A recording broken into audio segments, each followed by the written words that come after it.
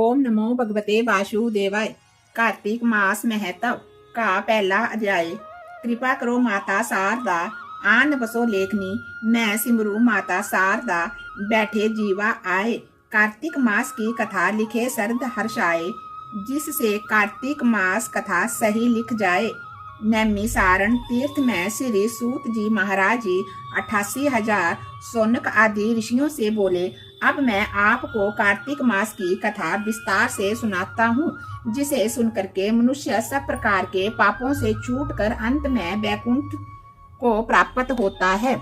सूत जी बोले, श्री कृष्ण जी से आज्ञा लेकर के देव ऋषि नारद के चले जाने पर सत्यभामा प्रसन्न होकर के लक्ष्मीपति भगवान से कहने लगी कि हे नाथ, मैं धन्या हुई, मेरा जीवन सफल हो गया। मेरे जन्मदाता भी धन्य है, जिन्होंने मुझ जैसी त्रैलोक्या सुंदरी को जन्म दिया, जो आपकी 16,000 स्त्रियों के मध्य में आपकी परम प्यारी पत्नी बनी।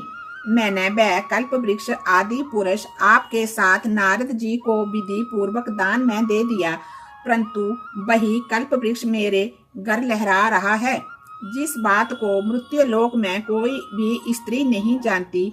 हे त्रिलोकीनाथ, मैं आपसे कुछ पूछना चाहती हूँ।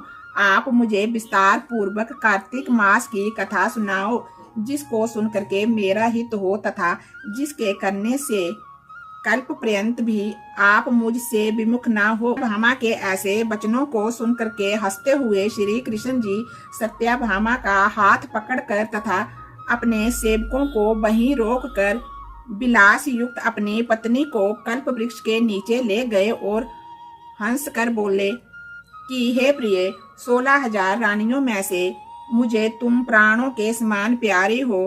तुम्हारे लिए मैंने इंद्र से तथा देवताओं से भी विरोध किया था। हे कांते, जो बात तुमने पूछी है उन अद्भुत बातों को सुनो। सूत जी बोले, एक दिन श्री कृष्ण भगवान ने सत्यभामा की प्रिय कामना के लिए गरुड़ पर सवार होकर के इंद्र लोक जा करके कल्प वृक्ष मांगा। तब इंद्र के मना कर देने पर गरुड़ का इंद्र से घोर युद्ध हुआ और गोलोक में गरुड़ जी ने गौओं से युद्ध किया। गरुड़ की चोट से उनके कान और पूंछ कट करके गिर पड़े। उनके रुधिर से 3 वस्तु उत्पन्न हुई, कान से तंबाकू, पूंछ से गोभी और खून से मेहंदी। इन तीनों के प्रयोग करने से मोक्ष प्राप्ति नहीं होती। तब गौओं ने भी क्रोध में भर करके गरुड़ को मारा, जिससे उनके 3 पंख टूट कर गिर पड़े। इनके पहले पंख से नीलकंठ, दूसरे से मोर, तीसरे से चकवा चकवी उत्पन्न हुए। हे प्रिय, इनके दर्शन मात्र से ही शुभ फल की प्राप्ति होती है। ये सुनकर के सत्यभामा बोली, हे प्रभु, मैंने पिछले जन्म में कौन कौन से दान व्रत तप नहीं किए हैं, मेरा कैसा स्वभाव था तथा मैं किसकी पुत्री थी और मुझे मृत्यु लोक में जन्म लेना पड़ा। मैंने ऐसे कौन से शुभ कर्म किए जिससे आपकी अर्धांगिनी हुई। कृष्ण बोले, हे प्रिय, जो तुमने पूर्व जन्म में शुभ कर्म किए हैं उन्हें विस्तार पूर्वक कहता हूँ।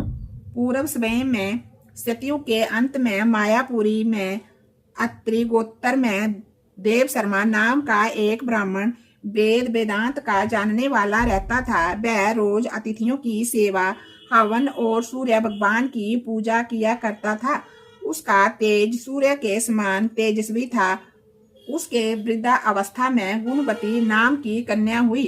उसका विवाह उस पुत्रहीन ब्राह्मण ने चंद्र नाम के अपने शिष्य के साथ कर दिया। वह चंद्र को अपने पुत्र के समान मानता था। चंद्र भी उसे अपने पिता के समान मानता था। एक दिन वे दोनों कुश और समिधा के लिए वन में गए। हिमालय की तलहटी में भ्रमण करते हुए उन्होंने एक राक्षस को आते हुए देखा। उस राक्षस के आने से भय के मारे उनके सब अंग शिथिल हो गए और भागने की सामर्थ्य भी नहीं रही। तब उस काल के सदृश राक्षस ने उन दोनों को मार डाला।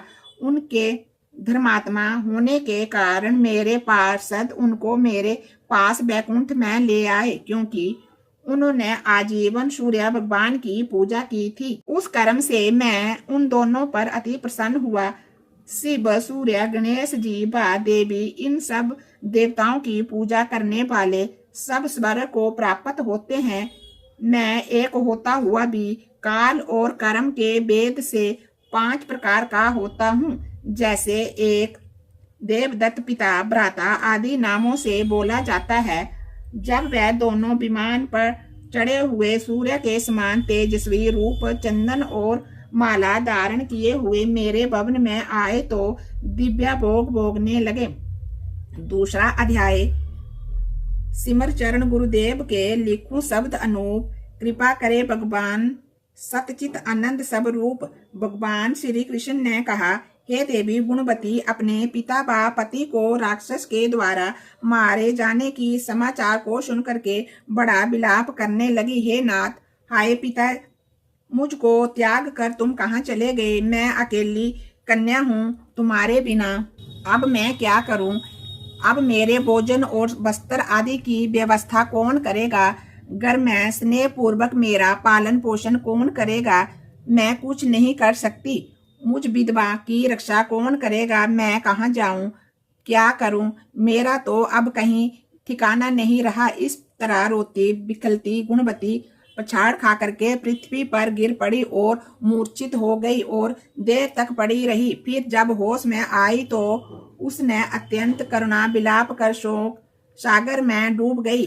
जब कुछ संभली तो उसे ध्यान आया कि मेरे पिता तथा पति की मृत्यु के पश्चात उनकी क्रिया करनी चाहिए जिससे उनकी गति हो सके।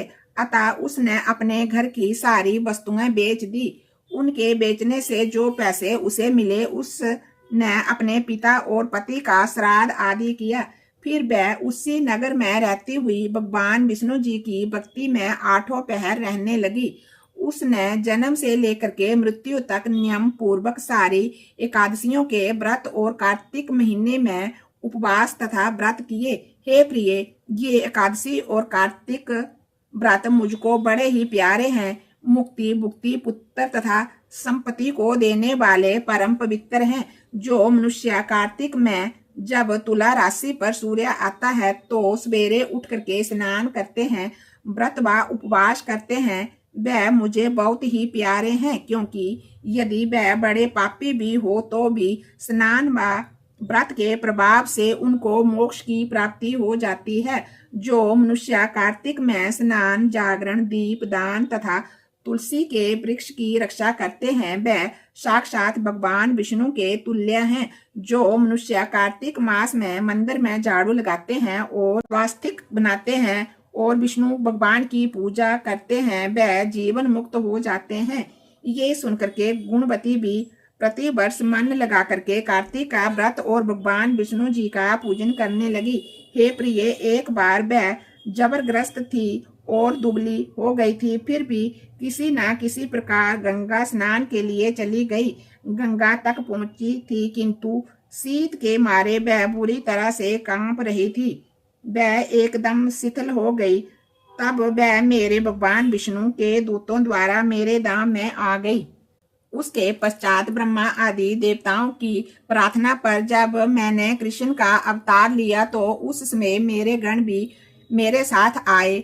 वह सब इस पृथ्वी पर यादव बने हैं। तुम्हारे पिता जो कि पूर्व जन्म में देव शर्मा थे, इस समय सत्राजित हैं। पूर्व जन्म में चंद्र शर्मा जो तुम्हारा पति था वह डाकू है। और हे वामनी, तू ही वह गुणवती है। ये कार्तिक व्रत का ही प्रताप है जिससे कि तू मेरी अर्धांगिनी बनी।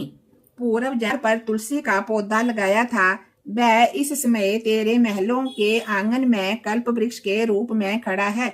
तुमने जो उस जन्म में दीप दान किया था उसके कारण तुम्हारी देह सुंदर है, तुम्हारे शरीर में शोभा है और घर में साक्षात लक्ष्मी निवास करती है। तुमने पूर्व जन्म में अपने समस्त व्रतों का फल पति स्वरूप विष्णु के अर्पण कर दिया था। उसी के प्रभाव से तुम इस समय मेरी प्रिय वामनी हुई हो। पूर्व जन्म में आजीवन तुमने ही नियम से कार्तिक मास का व्रत किया था। उसका ये प्रभाव है कि मेरा और तुम्हारा कभी वियोग नहीं होगा। इस प्रकार जो कोई कार्तिक मास में व्रत आदि करते हैं वह मुझे तुम्हारे ही समान प्यारे हैं। वह लोग जो कि दूसरे जप तप यज्ञ दान आदि करते हैं, कार्तिक मास में किए गए व्रत के समान उनका फल बहुत थोड़ा होता है, यानी कार्तिक मास के व्रतों का 16वां भाग भी नहीं है। इस तरह से सत्याभामा भगवान श्री कृष्णचंद्र जी की महाराज से अपने पूर्व जन्म के पुण्य का प्रभाव सुनकर के अति प्रसन्न हुई। ओम नमो भगवते वासुदेवाय। ओम नमो भगवते वासुदेवाय। कार्तिक स्नान की जय।